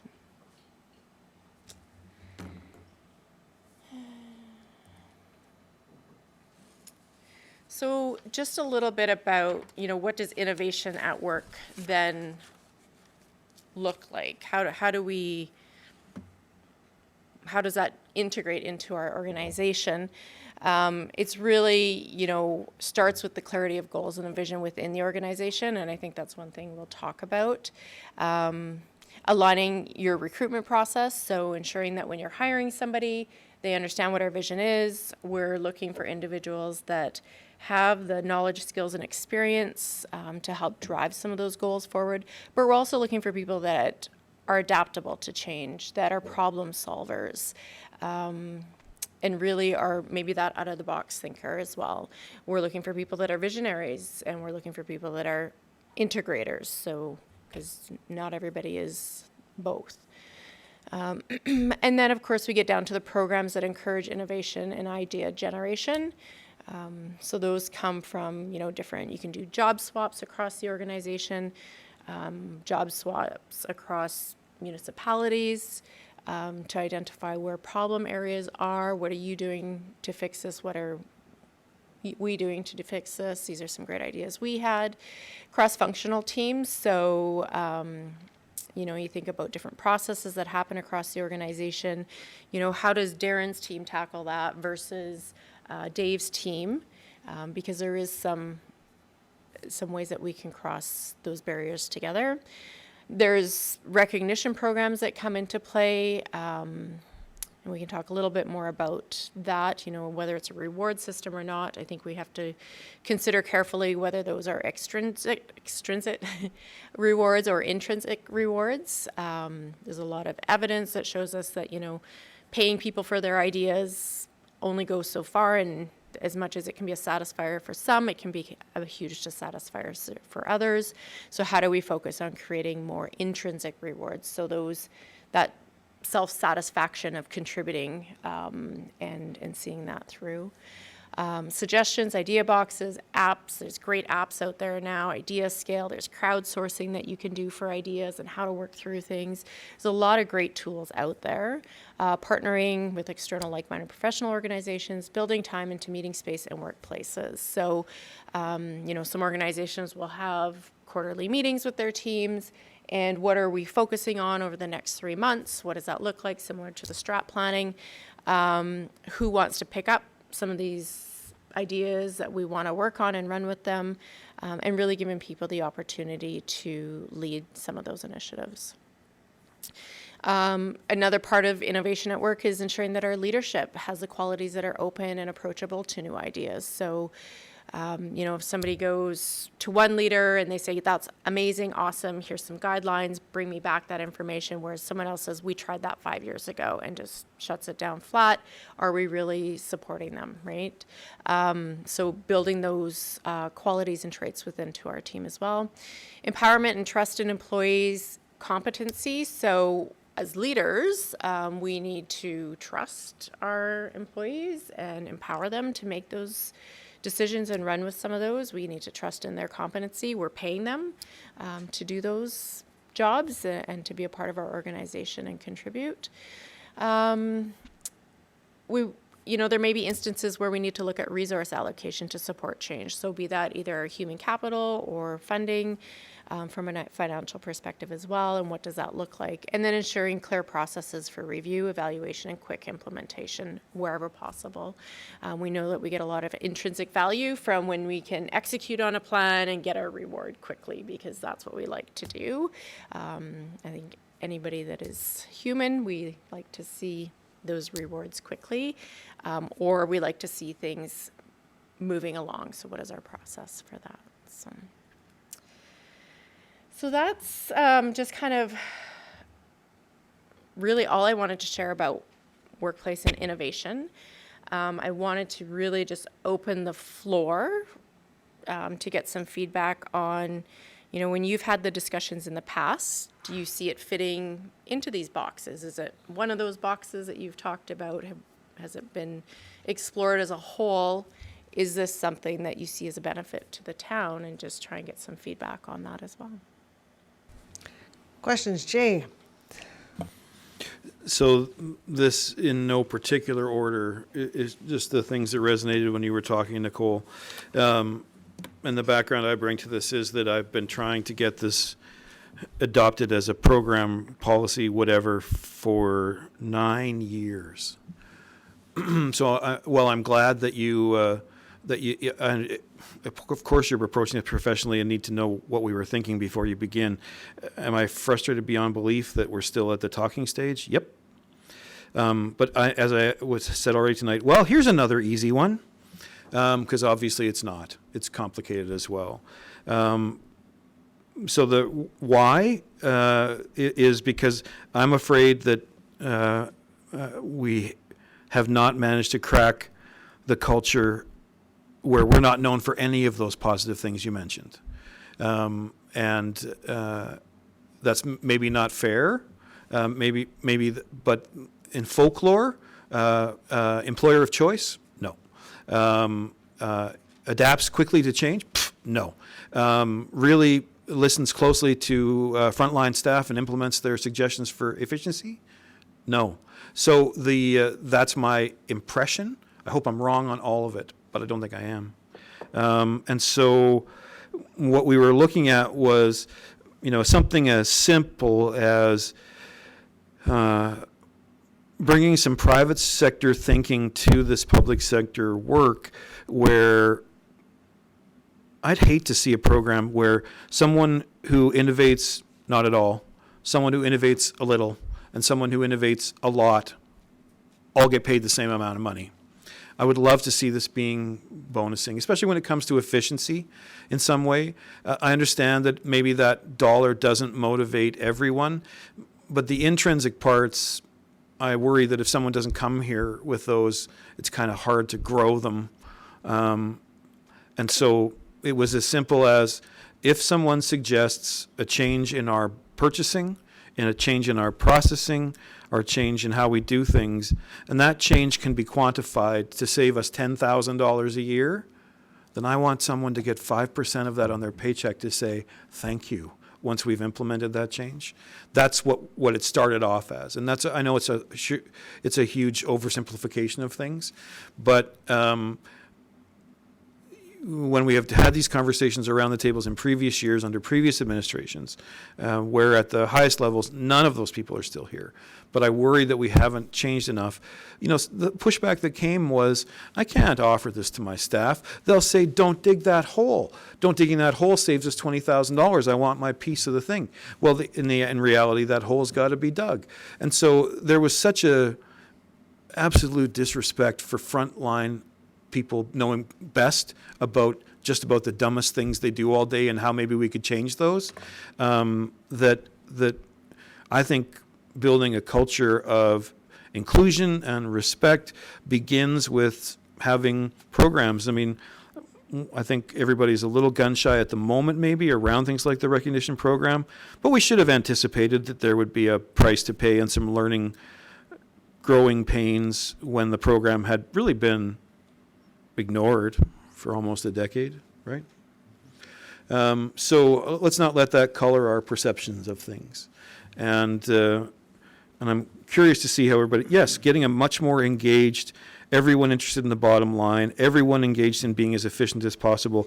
I know those themes seem very Pollyanna, but that's exactly what we were hoping for, that everybody in the organization has the ability to contribute in those ways, has meaningful things to share with their supervisors, et cetera, about how there probably is another way of doing these things, and maybe there's a good reason why we can't, but maybe there isn't. Maybe it's just a simple, well, we always did it that way, and that's what's got to change, right? So that's where this discussion began. I know I had support from Lisa and Tom and all my other colleagues over the years, but because it's hard, it's something that's moved almost nowhere in all this time. So I'm eager to see a program that somehow embodies the gist of what I've been saying. Tom? Yeah, well said, Jay. And we have worked on this before, and worked on this before, and worked on this before. I guess the way I look at it, and one of the difficulties that we run into, of course, is to me, innovation equals change. And that's the issue. People don't like change. People don't like doing anything differently than they did yesterday, because that makes them uncomfortable.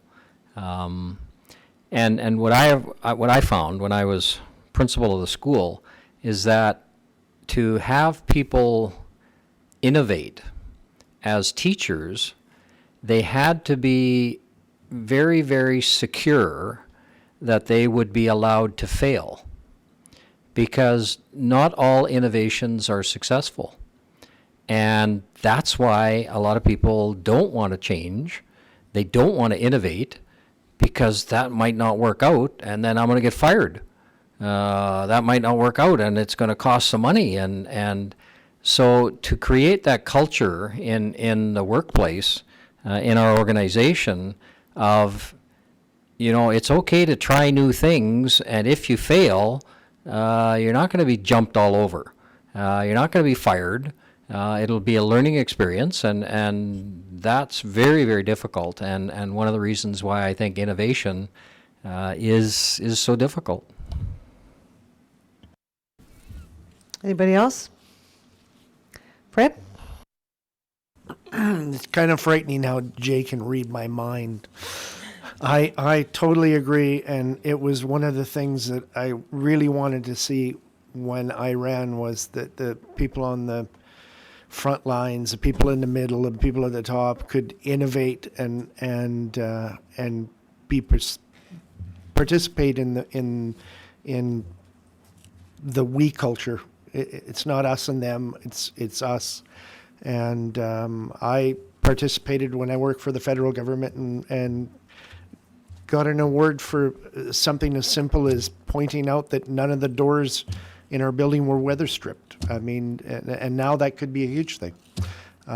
So I look forward to see how the plan comes, how it's reviewed, who would be involved in the peer review, because I think that has to be not just on a management level, but on a peer level as well, so that it doesn't get buried somewhere in the hierarchy.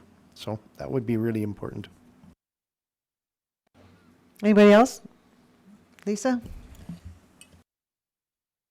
So Fred just touched on something I feel is kind of important in some of the background on this. So when it comes to the whole plan, I don't want anybody to perceive that or look at it as like a whistleblower in the long run, right? So my idea has always been, and Jay said it better than anybody else's, is just finding efficiencies by the people who do it day in and day out.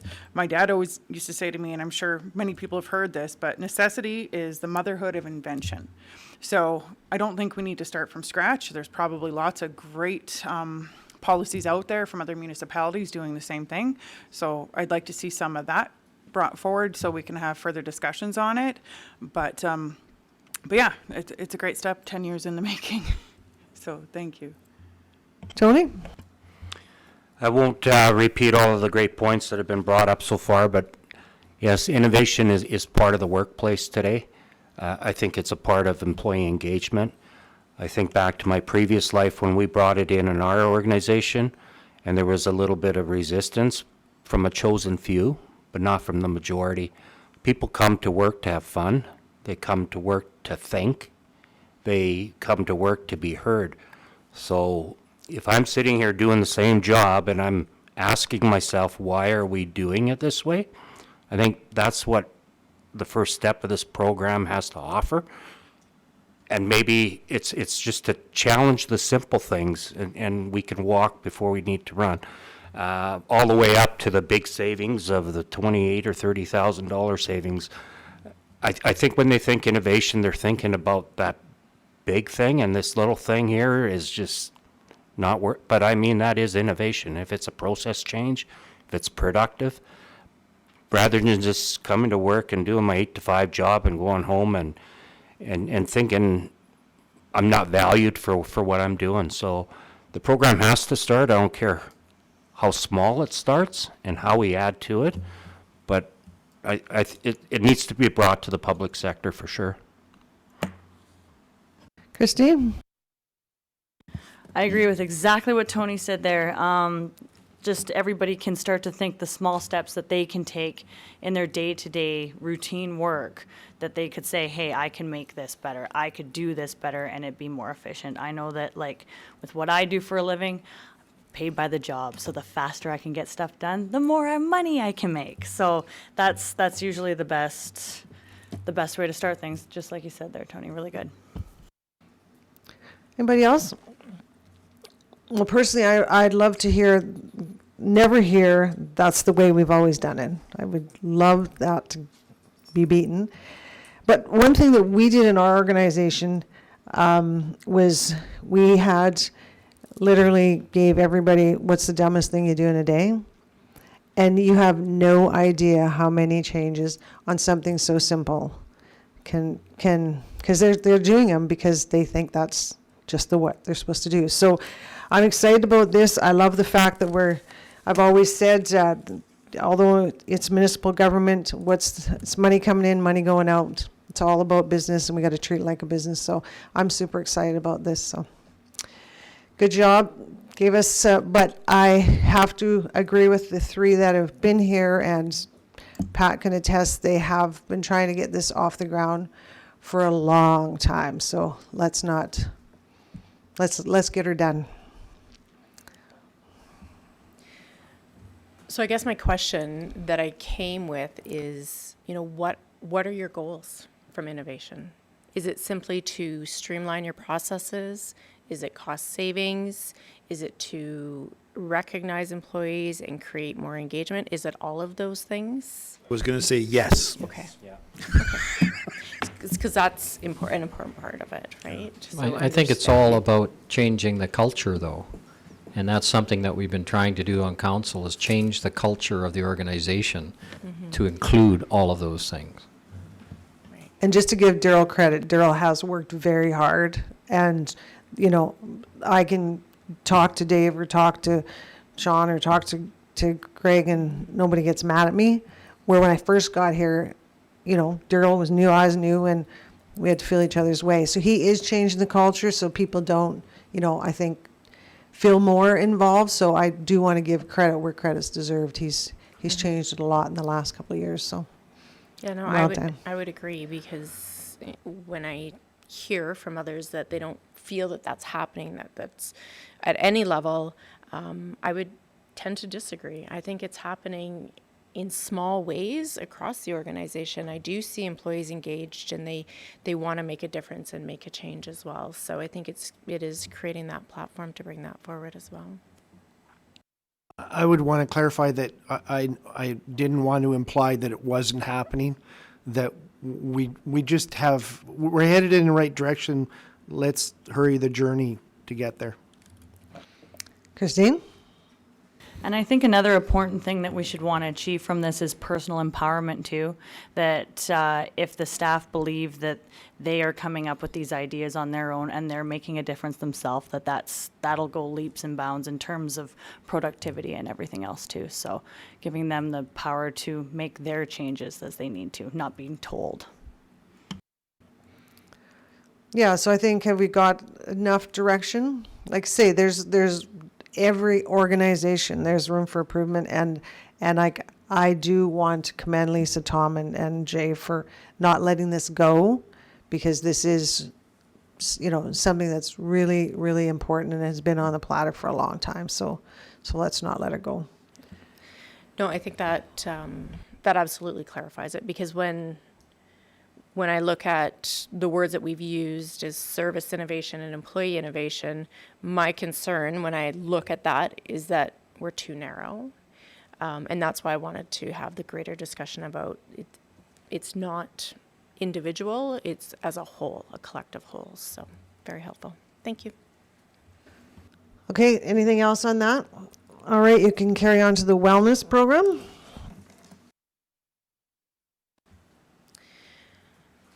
So I don't have a slide deck or anything to share on this aspect. The ask was to review the wellness spending account policy and refresh it for what it was. I know that was sent out to everybody earlier. I don't know if everybody's had a chance to review it.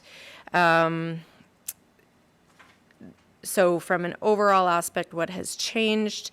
The amount of the spending account hasn't changed. It's been refreshed to really increase the span of what would be included, just to really include more wellness activities and continuous learning and development as well. So I don't know if everybody's had an opportunity to review that and if there's any questions. Questions, anyone? Go ahead, Jay. No questions, just comments. I mean, if council were to approve this updated policy, I think that's what you're asking for. Is that right? Yep. That those kinds of modernizations go a long way towards the thing we were just talking about, helping people feel valued, and that we need to broaden some of the things that this might take care of, and hopefully gets the word out again. Yeah, please don't misunderstand. I wasn't saying that those things were never happening, or it was more, are we known? Is this organization known for those traits? Not yet. And we have miles to go for that sort of thing. So, but this kind of thing, I mean, the ability to apply this each and every year, I think says a lot about how we value our employees, and the more things that become eligible for wellness, hopefully sends a strong message to the staff that we're very interested in not just them staying healthy enough to work, but that they have a chance to participate fully in their lives and have growth in all areas. So this looks amazing. I mean, I'd want to make sure that the whole community is aware that these are the kinds of benefits that are available to our full-time staff and part-time who are eligible, and a real positive step in the right direction. Tom? Yeah, just wondering, was this an MOU from negotiations or anything? Or is this?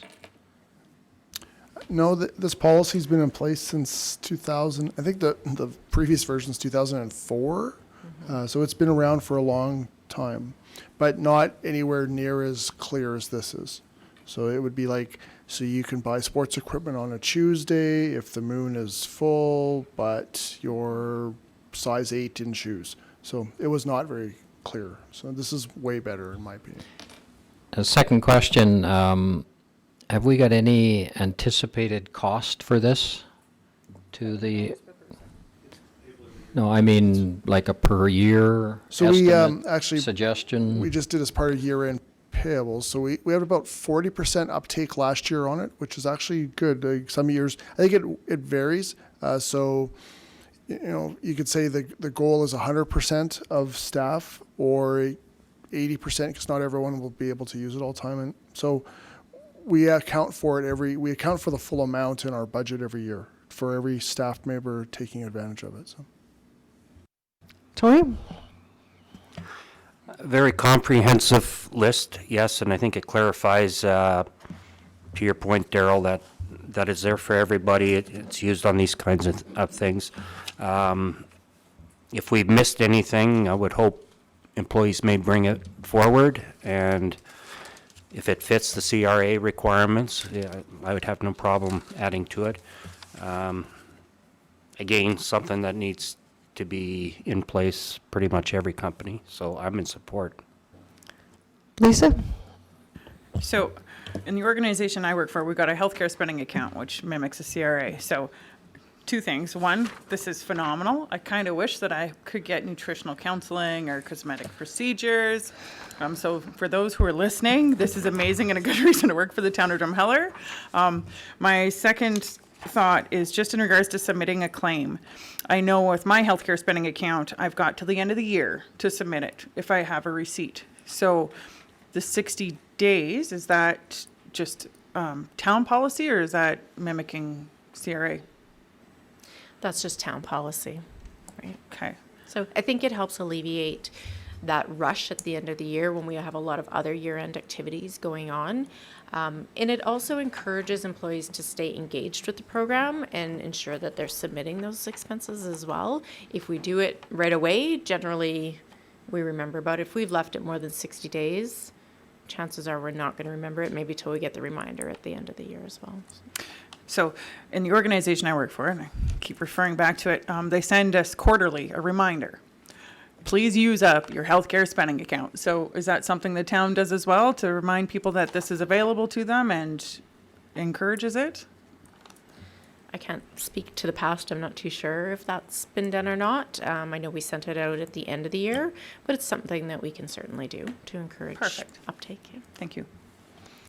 Christine?